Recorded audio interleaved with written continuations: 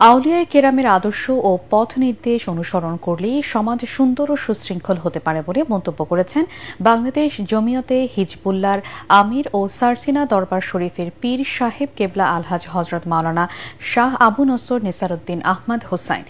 রাজধানীর বাংলাদেশ চীন মৈত্রী আন্তর্জাতিক সম্মেলন কেন্দ্রে বাংলাদেশ ছাত্র হিজবুল্লাহর কেন্দ্রীয় কাউন্সিলে অংশ নিয়ে তিনি এই মন্তব্য করেন। বর্তমান সময়ের সবচেয়ে বড় সংকট নৈতিকতা ও আদর্শের সংকট উল্লেখ করে পীর সাহেব আরো বলেন, ছাত্র সমাজ যদি আল্লাহ ভীরু হয় তাহলে সমাজের সত্য, ন্যায় ও আদর্শ প্রতিষ্ঠিত হবে।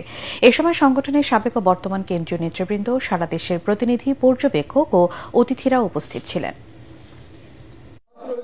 আগুন লাগানো, মানুষ পোড়ানো এটা সারসিনার কাজ না, ঠিক কিনা বলেন?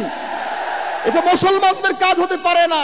মুসলমান শান্তিপ্রিয়, আজকে ইসলামের নামে ইসলামপন্থী ভাইদেরকে গালি দেওয়া হচ্ছে।